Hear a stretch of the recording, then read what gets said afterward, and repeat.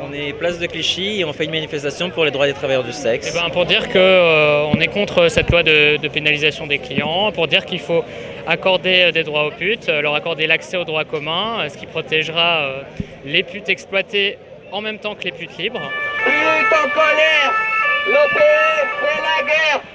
Pute en colère, l'OPF fait la guerre. Les socialistes ont défendu les homosexuels et maintenant les socialistes préparent une loi pour envoyer les clients des prostituées 6 mois en prison. Voilà. La proposition de loi donc pour entre autres pénaliser les clients, mais pas que. Il y a beaucoup de sanctions qui sont prévues et un volet social qui est vraiment du foutage de gueule en fait. C'est prévu fin novembre. Donc là c'est pour bientôt et donc on essaye de montrer que on en a marre de leurs mensonges, on en a marre qui prétendent vouloir nous sauver la vie alors qu'on leur a rien demandé. Le fait de vouloir prohiber l'achat de services sexuels, ça va encore aggraver les choses. Donc on est là pour dire qu'on n'en veut pas et qu'on veut être entendu. Disons que si on attaque nos clients, on va avoir moins d'argent. Donc forcément ça va nous précariser, mais ça va aussi nous mettre en danger parce que pour protéger ses clients, il va falloir se cacher, il va falloir travailler dans des endroits plus reculés. Et on va se retrouver avec des prostituées qui vont aller travailler très loin, qui vont ne plus avoir de clients, donc accepter toutes les pratiques, ne plus pouvoir choisir leurs clients et tout. Ça, pour moi, c'est ça le côté hypocrite. Je suis pute, moi. D'accord. Je suis pute pour femmes. Moi, je me sens bien comme ça. Je suis client, je vis seul, je suis client des prostituées. Et je me sens bien comme ça. Non, je suis travesti. C'est une vie que j'ai choisie, qui m'épanouit, et je suis fier de l'être. Je ne suis pas exploité, je ne suis pas dominé, c'est moi qui ai envie de le faire. Il n'y a personne qui me pousse à me dire, qui me met un couteau sur la gorge, qui me dit va travailler. J'aime ça, j'aime le faire, je le fais. Après, c'est pas parce que j'ai un travail à côté ou quoi que ce soit que je vais arrêter aujourd'hui.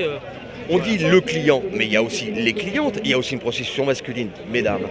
Moi je suis dominatrice, mais je suis soumise aux mêmes lois que les escortes, être prostituée. Et j'ai choisi de faire cette activité-là. Et je le vis très très bien, ça se passe bien et j'aimerais bien continuer. Et qu'on ne pénalise pas les personnes qui viennent me voir, ce serait dommage. Si on condamne aussi les clients, ça veut dire que le client a commis un acte délictueux. Auquel cas, ça fait une complice de la prostituée. On marche dans le monde de l'absurde. Moi, je pense qu'en tant que féministe, il faut laisser à chacune le soin de trouver la voie de sa propre émancipation. Et que si on a des prostituées ou des nanas qui se définissent comme travailleuses du sexe, qui nous disent qu'elles n'ont pas besoin qu'on vienne les sauver, mais qu'elles ont surtout besoin de droits et besoin de ne pas être réprimées et pas besoin d'être criminalisées, je pense que notre devoir, c'est plutôt de les soutenir plutôt que de penser qu'on sait mieux à leur place, ce qui est bien pour elles. Je refuse la honte qu'on nous assigne, que la société nous assigne. Par exemple, vous savez, quand ils disent qu'ils ne veulent pas que leur fille soit prostituée. Par exemple, quand Jean-Luc Mélenchon, cet homme politique, déclare qu'il ne veut pas que sa fille soit prostituée. Eh bien moi, ce que j'ai à lui répondre, c'est que je ne voudrais pas avoir un père putophobe comme Jean-Luc Mélenchon. Et que la honte, ce serait plutôt à lui de l'avoir, plutôt qu'à nous. Parce qu'il n'y a aucune honte à avoir des enfants prostitués, il n'y a aucune honte à avoir des parents prostitués. Je voudrais dire aussi aux gens comme Madame Olivier, comme au Parti Socialiste, que la loi qu'ils veulent voter, ils ne peuvent pas le faire en prétendant le faire pour nous aider. Je voudrais simplement dire, non seulement aux putes, mais à toutes les femmes de France, que c'est les femmes, toutes les femmes qui sont concernées par cette loi. Parce que quand on dit, ces féministes fascistes, quand elles nous disent que les femmes ne doivent baiser qu'avec plaisir et désir, que font les femmes en général? Elles ne baisent pas souvent.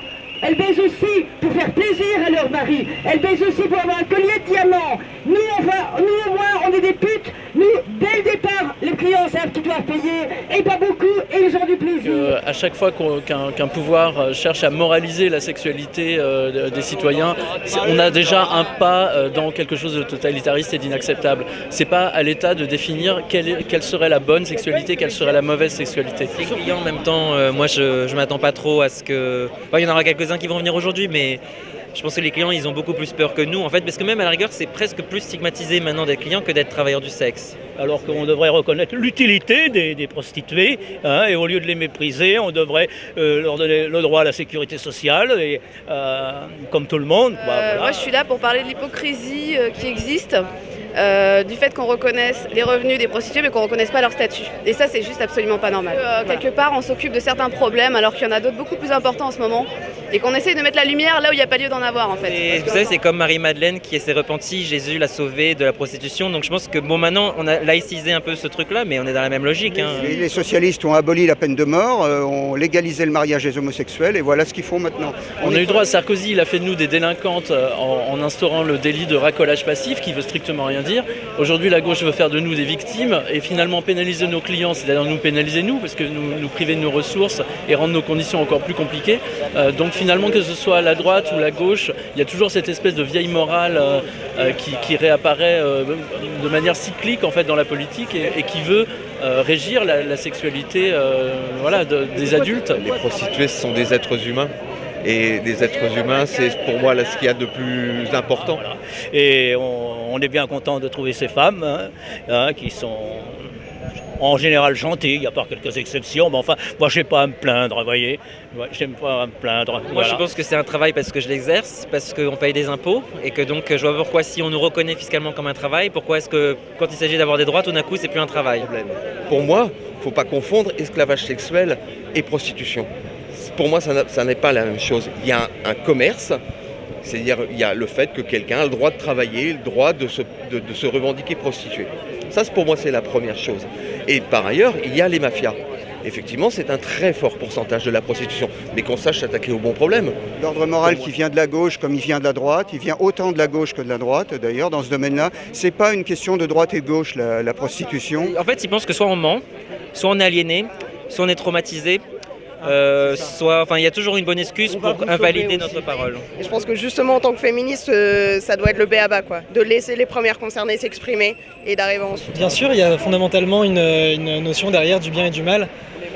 Dans tout ce qui est sexualité, on a beaucoup de tabous et je pense que ça joue énormément. Je pense que les gens n'arrivent pas à imaginer que d'autres personnes puissent faire ce qu'eux ils peuvent pas faire sexuellement. Voilà, moi je sais qu'avec mon anus je peux faire plein de trucs, je peux me cacher des drogues, je peux mettre un god, je peux mettre un client dedans, ça me pose pas de problème. Oui, mais le problème c'est que quelque chose que je ne peux pas faire parce que je ne me l'autorise pas, je vais donc le désapprouver chez autrui. C'est le principe de la morale, j'ai des privilèges, vous devez pas les avoir. C'est un truc d'attirance-répulsion, ça c'est vrai. Peur de la contagion, que tout le monde devienne pute demain, c'est pour ça qu'on parle de putophobie parce que je pense que c'est vraiment une phobie. Je pense qu'il y a un mélange de plein de peurs et de plein de trucs irrationnels. Oui, mais moi je trouve hyper violent dans ce système, c'est qu'on nous parle de système prostitueur, mais le système abolitionniste, il faudrait qu'on en parle aussi. Rappeler à toutes les personnes qui font le métier du travail du sexe qu'il faut s'organiser, qu'il faut participer, qu'il faut prendre la parole, tout à fait comme je fais aujourd'hui. J'ai attendu 20 ans avant d'être si capable de pouvoir dire que, en dehors de ceux qui ont dit des populations minoritaires incapables de se défendre, c'est pas vrai, c'est faux. On est là et on va faire ces marches et on va crier et on va s'opposer à la pénalisation des clients et à toutes sortes de répression de la prostitution parce qu'on est capable et on va y arriver et on va escander à partir de maintenant parce que la liberté, c'est aussi de pouvoir choisir ce qu'on fait aujourd'hui. Donc, allez, on va marcher.